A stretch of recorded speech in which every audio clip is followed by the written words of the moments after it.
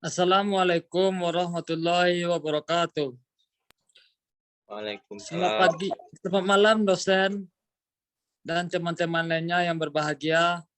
Pertama-tama marilah kita panjatkan puji syukur kita kepada Allah Subhanahu wa taala karena telah memberikan rahmat dan kesehatan sehingga kita dapat berkumpul di Zoom kita kali ini. Adapun topik yang akan kami bahas adalah teori laba karena pergesekan.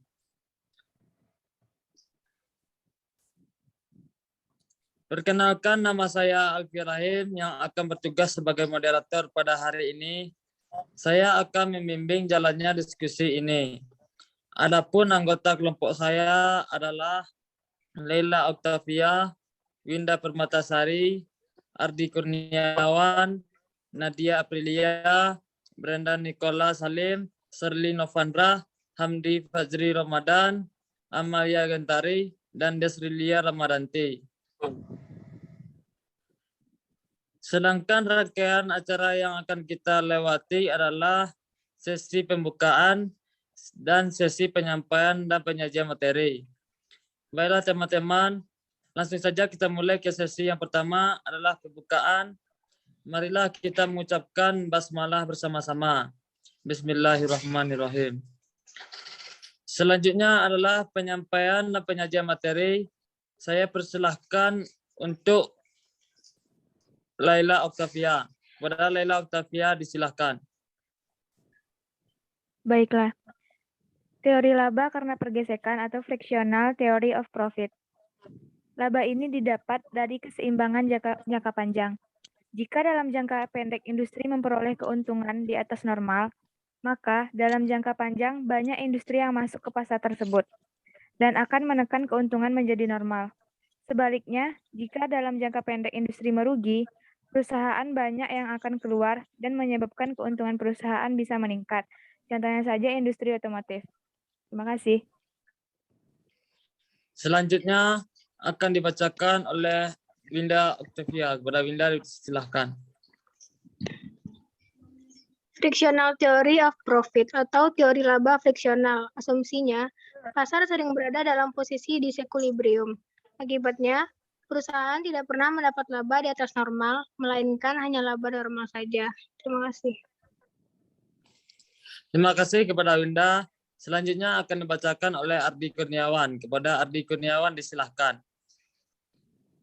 Teori ini menekankan bahwa laba timbul akibat pergesekan atau gangguan dari keseimbangan jangka panjang. Jadi, dalam jangka panjang, pada keseimbangan persaingan sempurna, perusahaan cenderung menghasilkan laba normal saja, dalam kurung, yang telah disesuaikan dengan risiko, atau laba ekonomi, nol dari investasinya. Terima kasih. Terima kasih kita ucapkan kepada Ardi Kurniawan. Selanjutnya akan dibacakan oleh Nadia Aprilia. Kepada Nadia Aprilia disilahkan.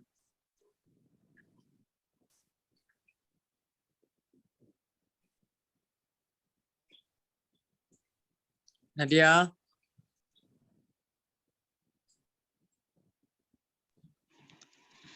Industri otomotif pada perusahaan Yamaha.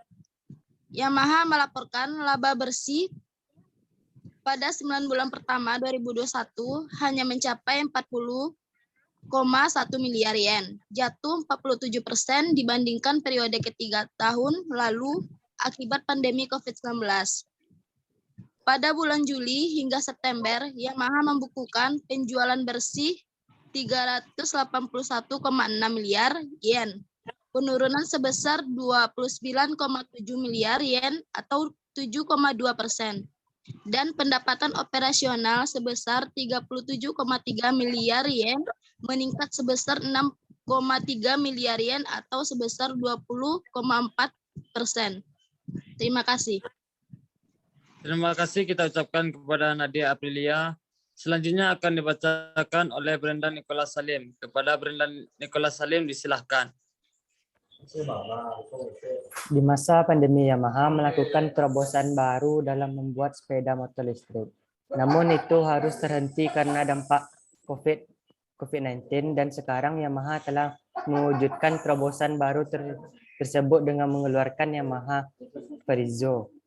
untuk menunjukkan pergeseran ke tahap pemulihan dari efek buruk COVID-19 dengan meluncurkan Yamaha Farizzo. Dalam 5 jam langsung ludes kurang lebih dari 1.000 unit sepeda motor. Terima kasih. Terima kasih kita ucapkan kepada Brenda Nicholas Salim. Selanjutnya akan dibacakan oleh Serly Novandra. Kepada Serly Novandra disilahkan. Sejalan dengan itu juga penjualan kami mengalami penurunan, di mana penjualan kami sampai dengan September hanya 13,2 triliun, turun 5,3%. Piutang kelola kami turun menjadi 46,1 triliun atau 14%. Kendati mengalami penurunan penjualan yang cukup signifikan, dirinya mengakui daya tahan perusahaan Yamaha cukup kuat sehingga sampai saat ini mampu bertahan dan mencatat laba sehingga 814 miliar. Terima kasih. Terima kasih kita ucapkan kepada Serly Novandra. Selanjutnya akan dibacakan oleh Hamdi Fajri Ramadan. Kepada Hamdi Fajri Ramadan disilahkan.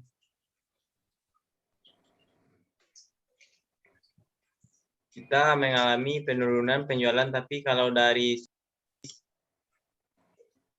sisi daya tahan Yamaha kita cukup kuat. Dari likuiditas kita didukung oleh induk perusahaan kami yang memberikan pinjaman standby sampai dengan 280 USD juta atau lebih dari 4 triliun.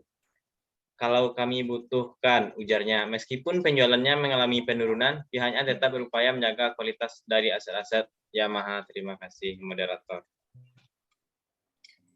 Terima kasih kita ucapkan kepada Hamdi Fajri Ramadan. Selanjutnya akan dibacakan oleh Amalia Gentari. Kepada Amalia Gentari disilahkan.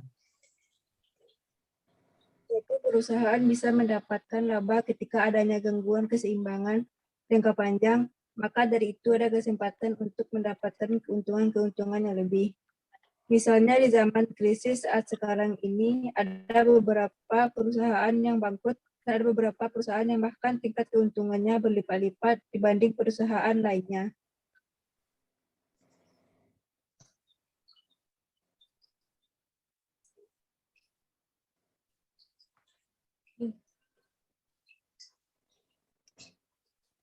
Terima kasih kita ucapkan kepada Amalia Gentari. Selanjutnya akan dibacakan oleh Dasrilia Ramadanti. Kepada Dasrilia Ramadanti disilahkan. Jadi adanya ketidakseimbangan ini, suatu perusahaan bisa mengambil keuntungan lebih dibandingkan perusahaan lainnya karena ada pergesekan.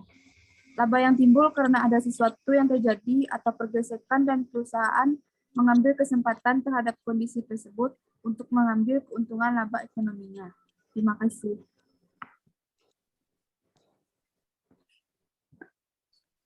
Demikian tadi presentasi kelompok kami.